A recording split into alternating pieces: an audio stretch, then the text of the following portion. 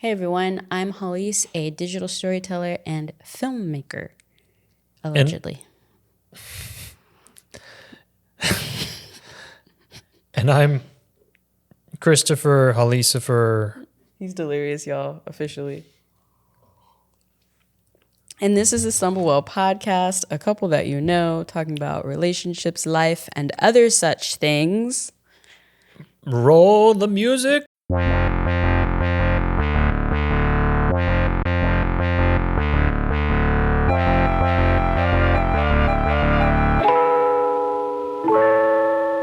All right, y'all. So in this episode, I wanted to try to introduce a new segment. I can't decide if it's a segment or if it's its own thing for episodes now.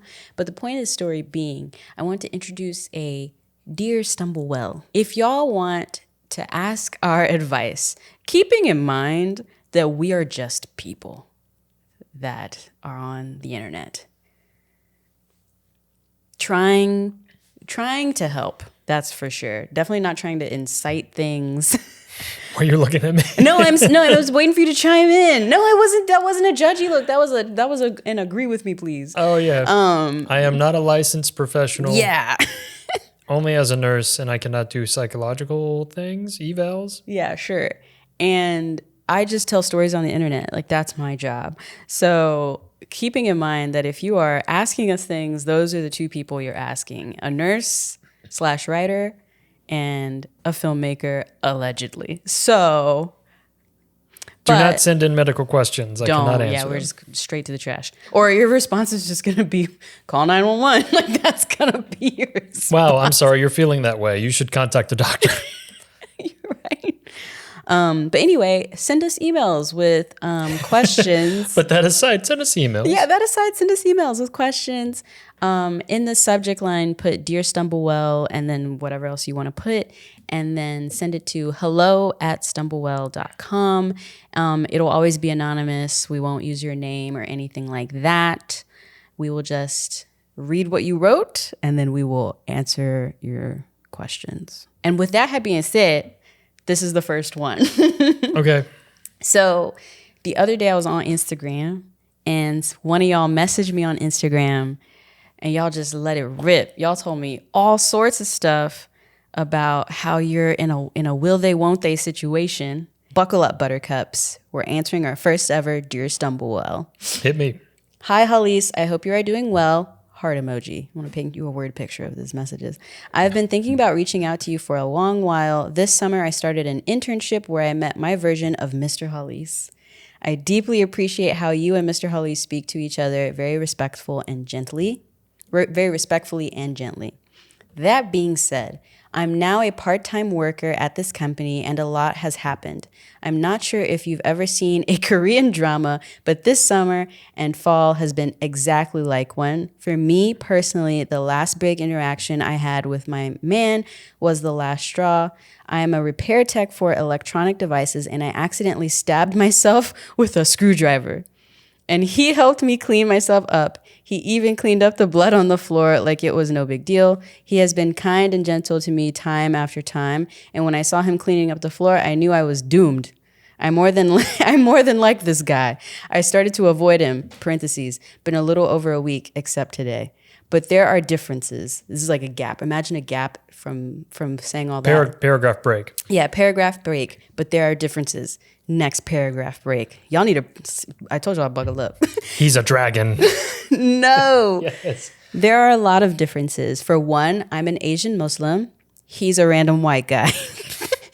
He loves to hunt. I love animals. So one time I asked him what he thinks of when he sees deer. He said dinner. I said, I think it's so cute.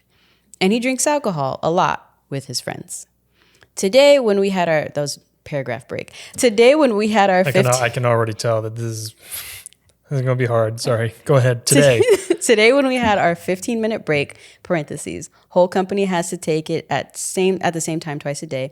We ran into each other and he asked me how I was doing and talked about how he was finally getting his own place. I'm happy for him, but also a little sad because I know that if he moves into his own place, he will probably have a girlfriend soon after. if he doesn't already. He seems like he doesn't have a girlfriend, but it has not been confirmed. He's 30, I'm 25. Paragraph break. He is just overall so kind to me. I feel so sad that I can't do anything about this. There have been times where I want to say something to him, but I'm scared that it would make him uncomfortable, especially since it's a workplace. I know he's the perfect guy minus the religious differences. But I feel like there's nothing I can do except feel sad as he goes on with life, not knowing or feeling like I do. ... Hit me with an ellipses at the end. Now, I will say I already gave her advice, like in the Instagram messages, and just kept getting more details as well. But I want to just hear, like, from the message, from that, thoughts. What do you think she should do to respond? What do you think she should do? Because I already told her which I'll share with y'all, but I want to get your... Is he her superior? I don't think so. Cool. That's not the vibe I get from the messages. So no. I'm going to go no. Just kind of sifting through it's most a lot. of it. The biggest issue that I have, okay, and it's not an issue per se, but I'm focusing on one thing, and it's y'all are different people. It sounds like just diametrically opposed, but is it just that he's a nice guy and the first one that is not coming at you with his own agenda or not being a giant jerk, that you're looking at him like he is the one? Because you're giving a lot of, yes, to use that same analogy, Korean rom-com energy, or just rom-com energy. Okay. Where it's like, well, he's great, but he just doesn't know that I like him. And we're just so different. It's like, yeah, but Ryan Reynolds dressed up in orange as a hunter, and to use your words, some random white guy that goes out and shoots things. I mean, I have no issue with that. But if you're a quote unquote animal lover and you see that and you're like, wow, that's kind of a problem, but I still want to be with them. I just have concerns. And then I just wonder, do you eat meat? If you do eat meat, then it kind of doesn't matter. Then right, you should be eating the deer that you will also be thinking, if this eventually works out, deer, dinner. Because it's all just messy. It's all just like a slippery embankment dripping in oil for some reason, like a tanker exploded and it's just like cooking oil coming off the side of this gradient. And you're trying to carefully maneuver your way up and you're just getting dirty and it just doesn't work. Beep, beep, beep, beep, beep, beep, beep, beep, beep, beep, beep, beep, beep, beep. Hey, everyone. Well, do we need to do VPs, actually? No, we do. Hey, everyone. Thank you so much for listening / watching this first Dear StumbleWell episode in the StumbleWell podcast. A couple that you know, talking about relationships and other such things. Some quick announcements before we hop back into the saga, the journey, the mystery that is this person that messaged me on Instagram. If you are watching us here on YouTube, youtube.com/Halise, thank you so much. Please like, share, subscribe, engage with the content because that really helps algorithmically. For those of y'all listening, Mr. Halise is doing all these sorts of Delta airline flight attendant gestures. They're very funny. That being said, if you're listening to the podcast wherever you get your podcasts, thank you so much. 5 stars is preferred. If you could rate us, that'd be great. But we enjoy constructive criticism. What's with the jazz hands, bro? It's fine. Oh, 5 stars.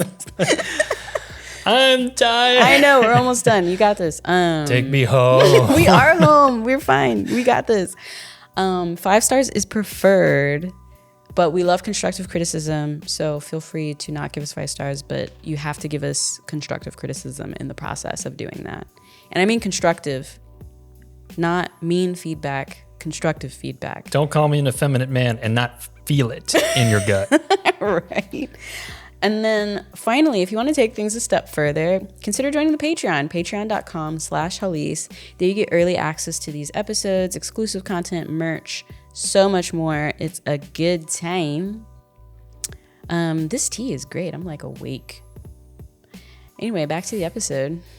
This is so fascinating. I mean, that's kind of what it sounds like. If you want it, go for it. I mean, because all that aside, to even try to make this work, you don't know unless you try.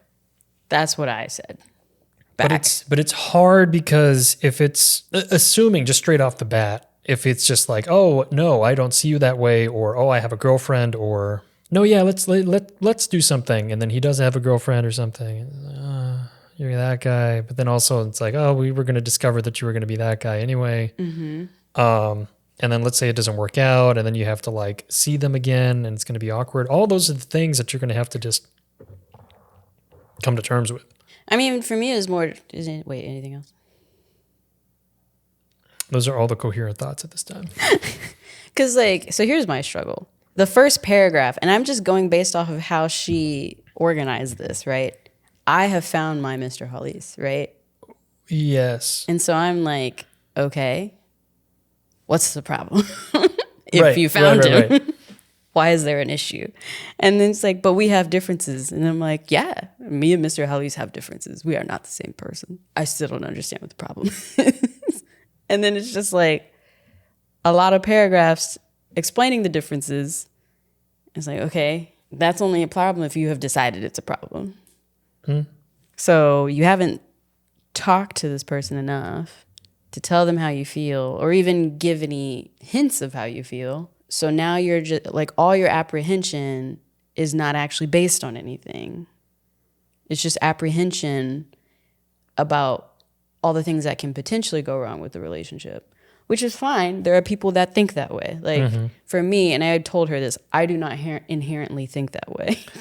Oh, I get what the root issue of this is. Go ahead. I'm sorry. Like you are inherently very fear-based, which don't get me wrong, the data backs up your fear. About dating men, the data backs up all of your concerns. However, I remember we were in Spain and we went to that laundromat restaurant, modern art museum we went to. We went to a modern art museum. Oh, that one. Yeah. And one of the things was like, if women could choose to not be straight, they wouldn't be. Like, y'all know better. Y'all know y'all suck or something like that. And I was like, big facts. So it's like you were clearly straight, you know, and you clearly have some sort of feelings for this guy. So you can either figure out if he has similar feelings so that you can then confirm them or deny them and then move on. But it's like otherwise you're just in a holding pattern. Right. For how long? How long you want to be in this holding pattern? You're 25, he's 30. I'm not trying to age y'all and make it like, oh, it's an ageist thing. Oh God, you're running out of time. But I mean, tomorrow's not promised. So like, I mean, the average life expectancy of the American male is 73. He's practically middle aged, for God's sake. He's practically middle aged. So like, what does my mom say? Piss or get off the pot. That's extreme. I would not say that to you. It's shh or get off the pot. Right. Well, my mom doesn't curse, so. She says piss, though? Yeah, she's like, piss or get off the pot. One of the two. Anyway. Yeah, well, I mean, it's different for you as opposed to me because I don't have to be on the pot. Right. I can just...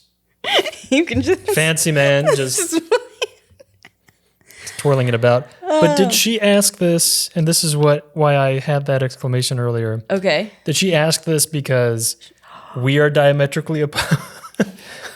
It's like, wow, you and this man who has nothing in common with you. How do you make it work? And it's like, even if you think that, I have thoughts and feelings about it, but I was the one that pursued you. Yeah. So that's also true. As someone who has tried to I have pursued people before. I just know that you can't really, at least this was my style. Here's a better way to put it. I think I have, to use gendered things, I think I've always had a very masculine style of if you want something, go for it. And I've always, like, I don't know, the worst thing someone can say to you is no. But even then, no is an answer. So for me, it's more about like, why would you want to stay in this sphere of uncertainty when you can make it certain? Either answer, you can make it certain, you know, whether it's a yes or a no or I need to think about it because I didn't think about you that way, or like whatever the thing is, you know. Why would you want to stay? But that's also a thing that we're also kind of taught too, I think, socially, of like, it's the thrill of the chase. Sure. On both sides, I think, you know.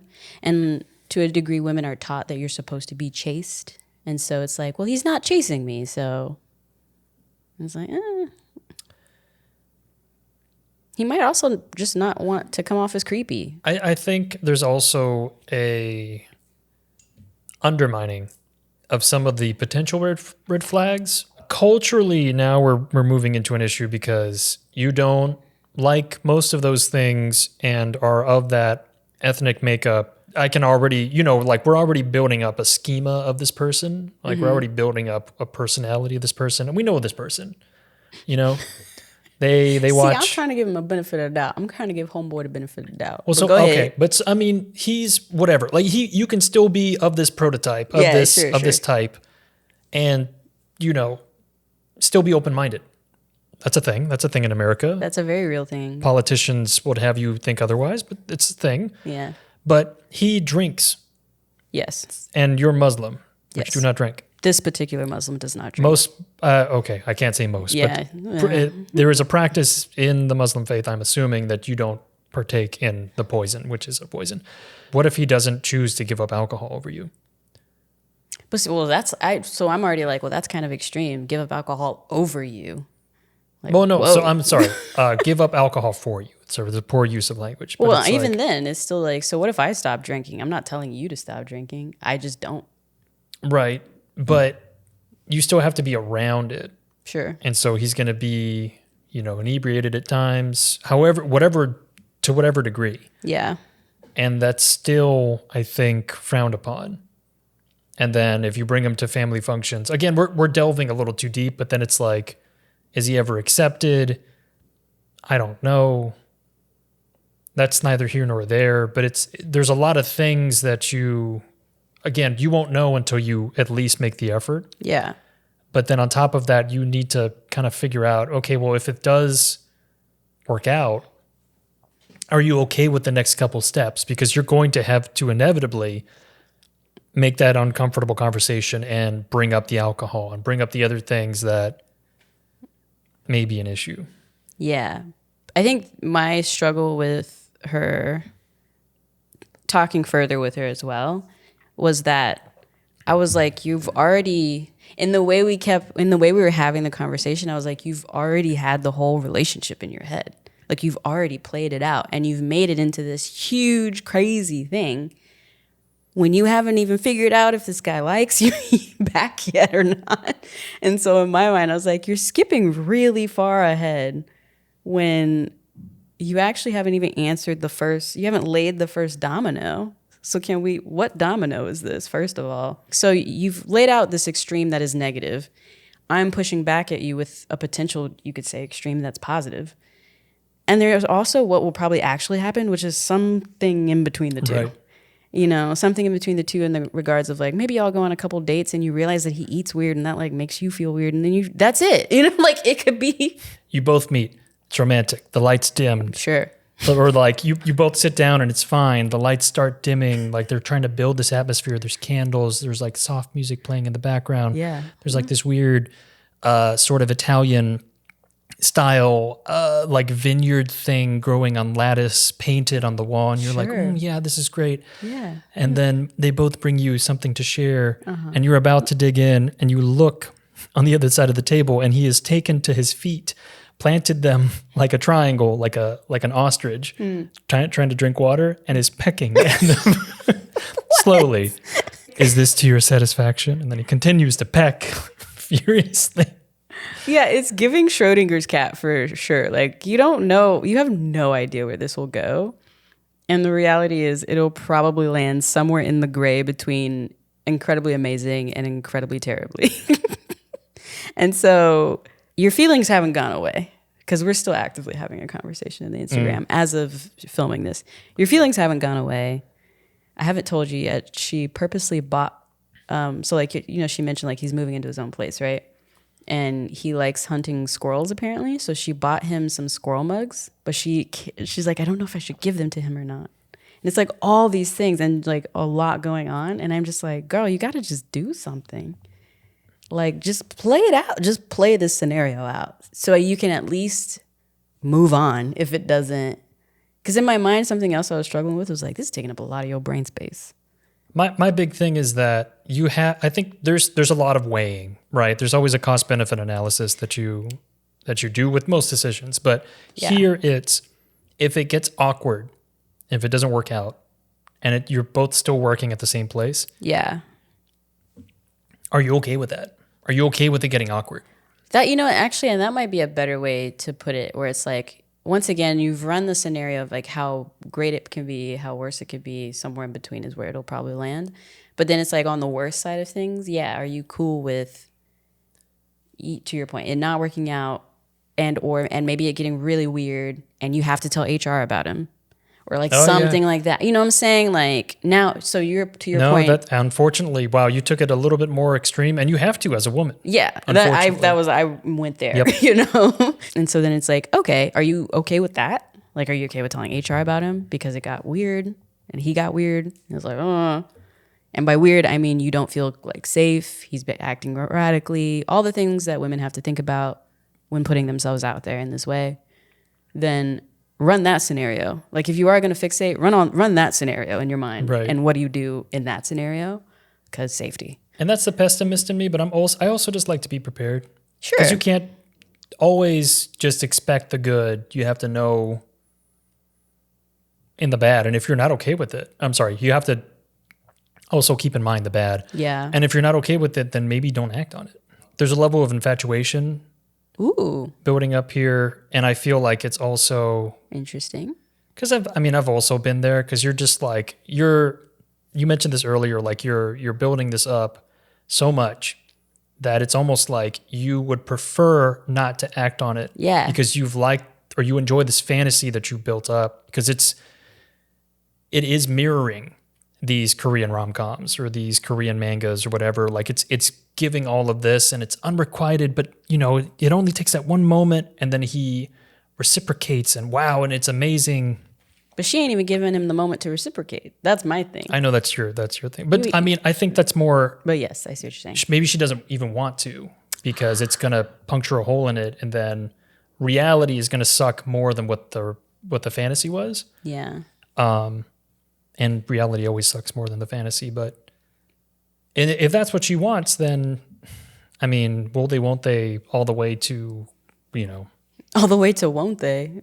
They won't. They didn't.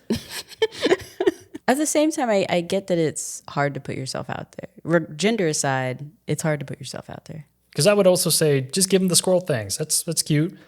But then on top of that, you got to just do something first. You know what I mean? Someone's got to start somewhere.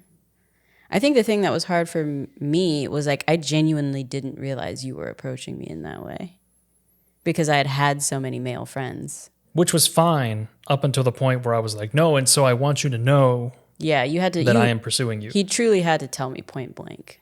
No, because I was intentionally just keeping it vague. Okay. I don't even think I was all that flirty. It was more just... You really weren't. We were talking about some heavy stuff. We were having intellectual conversations. We were just building on the connection. So are we like-minded? Yeah. Because it could have easily have been, oh, no. Right. You would have realized that on your end. Like, oh, I'm not like-minded with her. Or I'm not even going to push this. Or it eventually gets to the point where, you're like, wow, I actually don't like you as much as a person, and I don't want to spend as much time with you. Sure. And then you just gradually drift apart, and that's how things work. Yeah. Yeah, okay. You both, I'm feeling very poetic and sleepy. You both just like diverge in your paths, and the snow fills in, and you never even know that you were there. I think the other thing that's worth noting, and to kind of piggyback on your maybe calm down with the romanticization. Romanticization? Does that... Cut the romantic crap. People meet people all the time. For every meet cute, like on Instagram, the New York City meet cute person I follow, it's like, hey, you guys a couple? And then they tell you how they met. And it's always the most random stories, or some of them are a bit more predictable, and some of them are just like, we were both on the train going the wrong way. Like crazy stuff. Like just like, that's straight up a meet cute. That's crazy. For every one of those, there's like a million not those, you know? Well, he doesn't show all the other ones, right? Right. I'm sure there's episodes of that Instagram story or Instagram reel thing that we have never seen because they were terrible. And this is me like pushing my own how I see the worldness onto you, you know? Because I do see the world as glass half full, and I do try to keep a very open, like all things are possible kind of mentality. But at the same time, I don't know, there's just a balancing, there's a through line of like realism that I have. And so I would just implore you to try to like insert a little realism into your situation. Because again, the realism could be you give him the mugs and he's like, thanks, this is kind of weird. And then like, yeah, he doesn't talk to you like ever again. That's the thing that can happen. Or again, the idea of like, oh yeah, y'all could start dating. And it could fizzle out pretty quickly because yeah, at the core, y'all are two very different people culturally. And it sounds like religiously, which it sounds like for you is a big part of your life. So, you know, there's that. Me and Mr. Hollis didn't come from similar cultural backgrounds. Nope. And then religiously also different. Yeah, like I understand a lot of the Latin community because I'm from San Antonio, but it's not technically my culture. Oh, this is fun. If anything, that became more of a thing for me, like knowing the chasm, the cultural chasm when we came here, and I was like, oh, I don't know anything. I don't know anything. Yeah. Cool. Yeah, tables have turned a little bit coming here for sure. Well, no, but then also like with you, it was like, well, do I know anything about her? And it's like, no, the culture's different because armed services was different. And it was like, oh, okay, yeah. And you're forgetting, like you're not seeing that we had to work through all those things. Mm-hmm. I think we still work through those things. Like there are still inherent things that will come up. And it's like, I know I mentally have to remember like different culture, you know? And I'm sure for you, it's vice versa from time to time. So, and even different culture in regards to like little things, like not even little things really, but like education. Like remember we had like such a spirited debate about kid doesn't even exist, still a zygote, hypothetical child. And we had a spirited debate about if we would pay for that kid's undergraduate education. Yeah.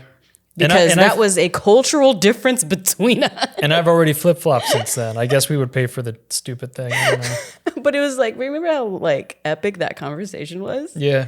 Because we had not realized that was a cultural difference between the two of us. I know I hit the mic, sorry. And it was crazy. Y'all, it was like an hour and a half conversation we had. It was over days. Longer. It was over days. They, them needs to mostly have tuition covered. Wherever tuition they go. And room and board, yes. Yeah. I think it's, just to end, or sure. one of my last thoughts is, yeah, you are putting too much pressure on this man that he doesn't even know is being built up. Like you're walking in the street, and another comedian has brought this up, but it's like someone else comes up from behind you, and then you pretend like it's a race, and you speed up to like win it. It's like the other person didn't know that it was a race. Right. And then no one knew the stakes. Yeah. So you're putting so much pressure on this other guy, trying to minimize the pain or discomfort of the potential no, and not making like a grand thing of it. You know what I mean? It's like, hey, let's go do something. Are you doing anything? Yeah. And even just saying that away from everybody else, just like in passing, and they're like, no, I got this thing with my whoever. Yeah. It's like, oh, okay. And then you ask, wait a period of time, and then you can ask again. And if they're like, well, no, I got this other thing going on. And it's like, cool. Once is an anomaly, two is a pattern.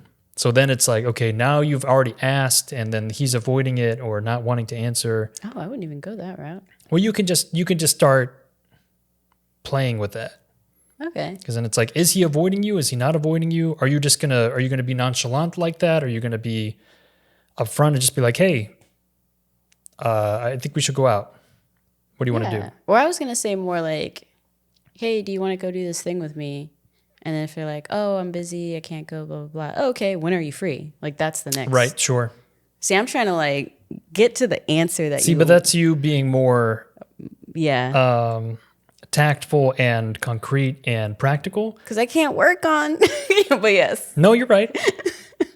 Then it's like, oh, okay, teehee, that's fine. And then you're like, oh, I was doing it, man. It's so stupid. I'm so stupid. Shouldn't have bought those stupid squirrel mugs. Should have got him that 22 from Academy that he would have loved. Stop. But I would just say, I think that wasn't me like dismissing the squirrel mugs. I think that's cute. I appreciate that you mentioned like this aspect of her kind of building him up in her head. Like you're setting him up to fail. Oh, sure. Like in such a big way. You know what I mean? Because it's like you've had all of these daydreams about this person and all of these like scenarios. You're running the scenarios in your head like a computer, computer simulation. And he's just going to work and runs into you from time to time. And maybe is just like, oh, she's nice, or like, oh no, this coworker hit her hand. That's crazy. Oh, I feel so bad for her. Like he's just having these one-off experiences with you. And then he's living his life, and you've made him into something more. And it's just like, on that front, I feel for the guy because it's like, you're setting him up to like not, even if he does end up liking you and it goes well, you're setting him up to like not actually be human anymore. And that's a bummer. So all that to say, that's our thoughts. Good luck. Oh yeah. Godspeed all the way. Whatever you end up doing. Godspeed. But yeah, if you would like us to if you enjoyed this and you too would like. If you enjoyed this and you too would like our opinions, that mean nothing. Two strangers on the internet that have absolutely no qualifications. No qualifications. Call now. Right. Shoot us an email, hello@stumblewell.com, and make sure to put Dear Stumblewell in the subject line so that way we can kind of see it and know what it is. And again, I'm debating on if this is like a segment thing or if there's something we just kind of do as its own episodes or whatever. Yeah, it still works either way. I think it does. If we're trying not to put too much weight on it, I think segment is fine. Yeah. It could be a whole episode. I don't know. It really can. It just kind of depends. All that to say, stumble well. Stumble on. And we'll see you in the next one.